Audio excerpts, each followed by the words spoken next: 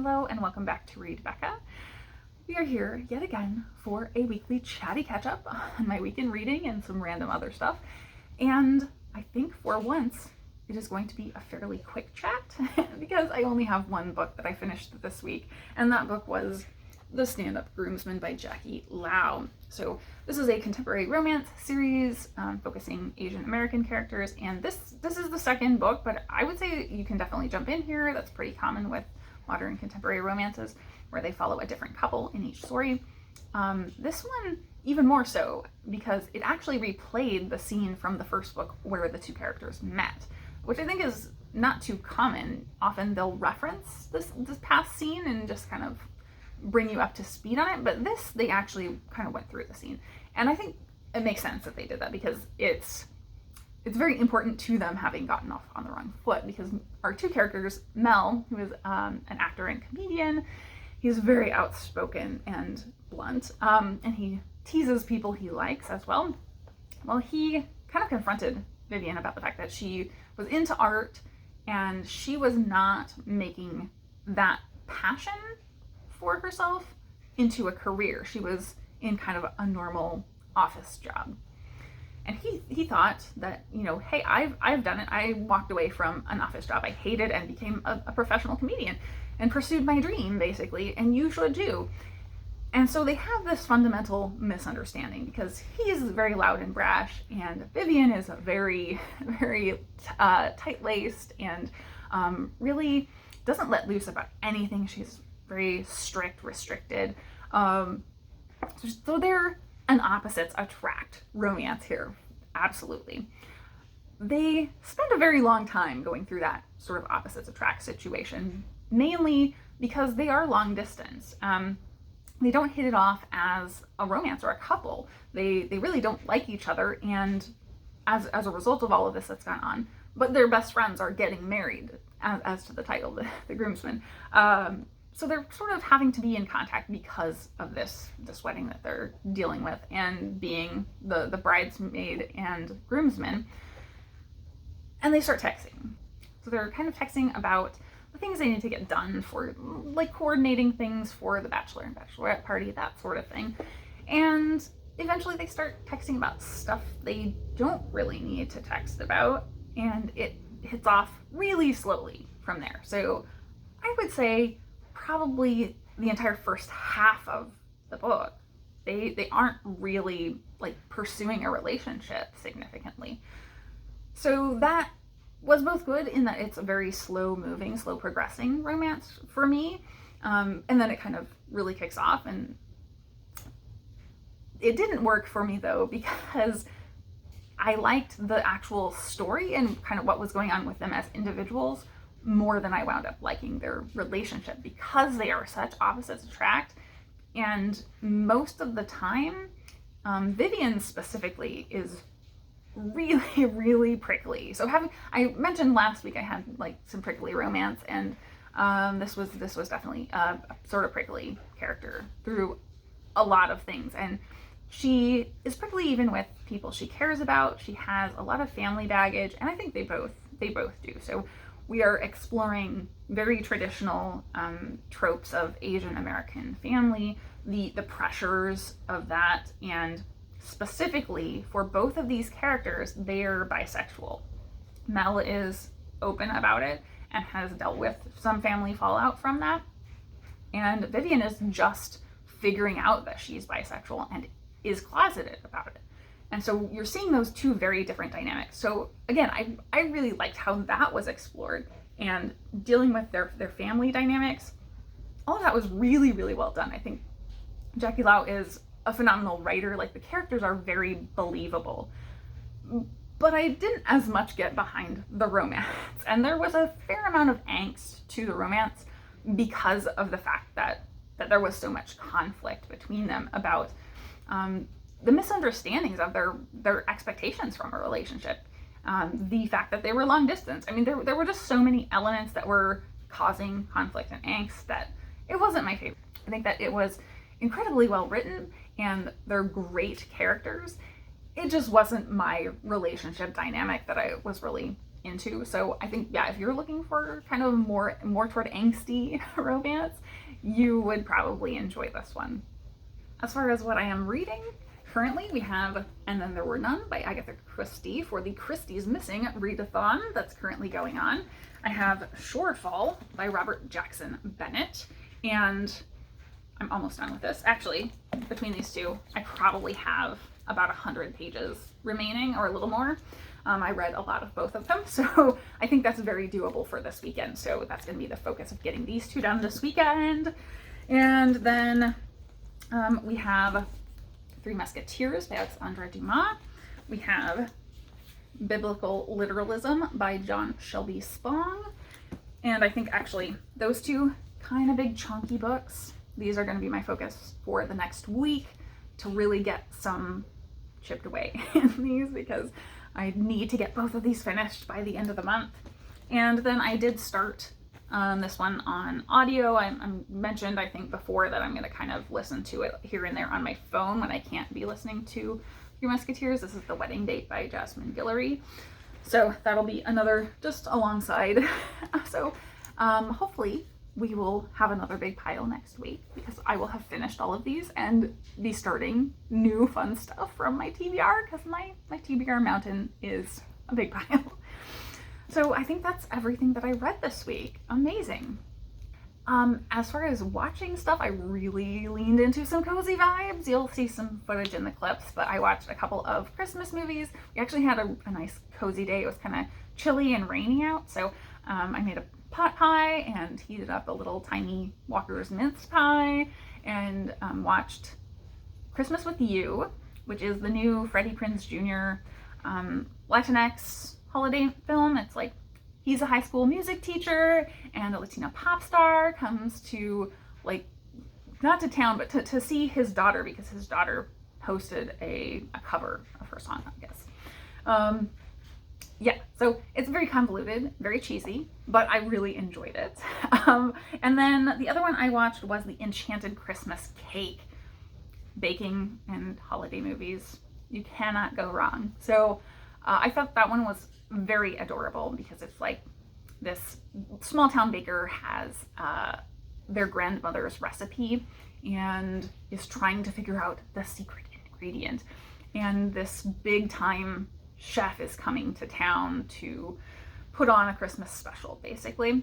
And the chef is not the love interest. He's kind of a jerk.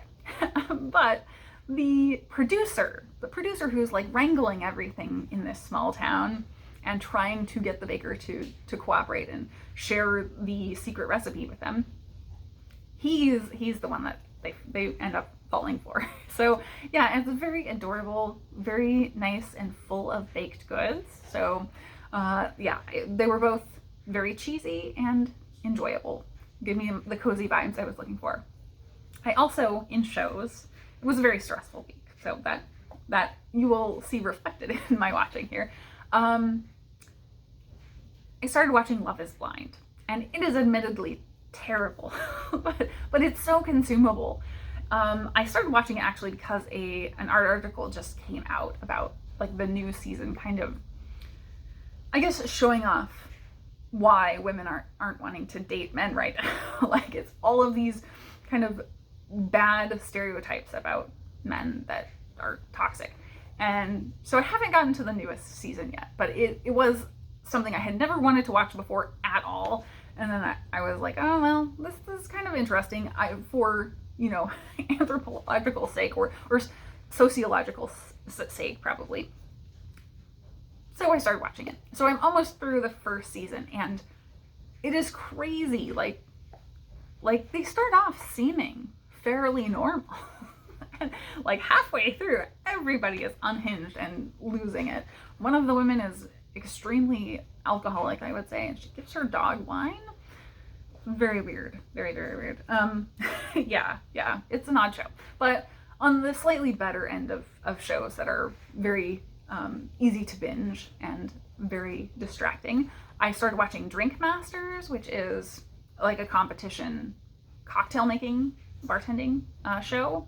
Really cool. I love seeing the kind of high-end cocktails that they make. And I also started watching School of Chocolate. for some reason, I had thought that was going to be like really a boring show, but it is a competition show.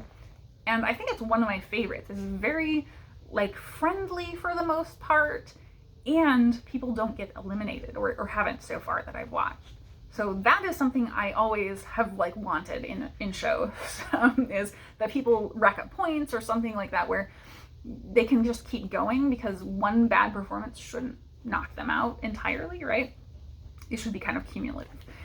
And I'm not sure how the points rating is, or if there even is a goal of somebody winning, but the challenges that they're making with chocolate are very cool, and it's so fun to watch. So yeah, having a great time with that one. I think that's my favorite thing that I've started this week. So lots of goofy watching stuff. In terms of the other like life stuff that's going on, I mentioned last week it was pretty stressful. This week it was pretty stressful. Work has been wildly slow. So I think this next week is probably going to be a dead standstill for work stuff. But I have just been taking care of a lot of holiday stuff. I am still behind. I thought I was going to be done and have packages sent off, but I have not even started wrapping yet. But I have been running around a lot with Cinnamon, so he's not doing very well. So that's kind of the thing that's going on that's keeping me busy. We've been to the vet earlier this week, and we've had a couple of things to do with him, and then like lots of medications. So he already had kind of his own whole tray of pills, and now like he got 4 more pills to take every day. So that's been fun. He's been feeling better since the vet, but it has kind of been going back every day toward how he was feeling before. So that's not great, and we are going back to the vet next week. So I haven't had to take him to the emergency vet. That's kind of the best big thing for me, is that it didn't reach that point. I was on the bubble all last weekend because he was just feeling so crummy.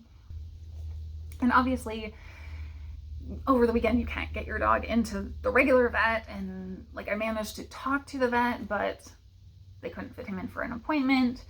So like I was waffling back and forth the whole weekend of, it doesn't seem like this is emergent, but do I wait and take him, or do I just go? And yeah, so fortunately it was not anything emergent, at least that she could find. But yeah, I mean, he is an old dog, so unfortunately these things are going to happen, and it's just very, very frustrating and very stressful. So that has been my week, is kind of leaning into everything I can to de-stress and distract myself, including terrible TV. I think you probably have not noticed, but as a result, I definitely got very behind on responding to comments. So I'm sorry if you had to wait a week for a reply. That's not normal for me. I usually keep pretty on top of it. And so yeah, I was way behind. I think I'm all caught up now though. So hopefully you've gotten a response from me if you commented recently. Otherwise, I think that is it for this week. On recommendations, I just have one. I'm again very behind, but my one recommendation is a really lovely and raw video from Anne Novella, who I think recently has seen a big surge in everybody's love for her, and she shared this story of how books saved her life, and it's very, very touching. I really enjoy Anne's content, so yeah, definitely go check out that video. That's it for me this week. Thank you all so very much for watching. Hi.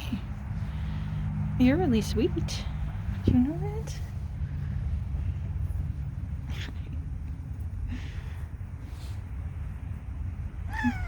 Hi.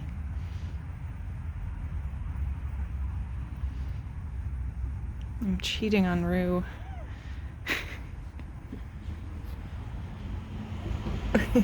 You're not very happy about this, are you?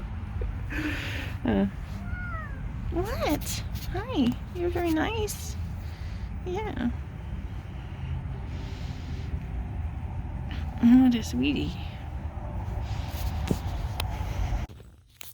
so excited about this. We have a lovely pot pie, and this is a Walker's mince pie. I don't think I need to heat them up, but I'm so excited about them. I saw them somewhere and assumed they were only in the UK. I adore Walker's shortbread. But then I saw them at my store, at the very high-end store, and was super happy. So yeah, we're gonna heat it up and see how good it is. Oh, crunchy crust. I wish you could see the steam rising off of this. It's gonna be really lovely. You can hear the tippy taps. Cinnamon would really like some, but he is not going to get any. So it's maybe too soft. I broke it getting it out of its teeny pan. But I think it's gonna be delicious, right?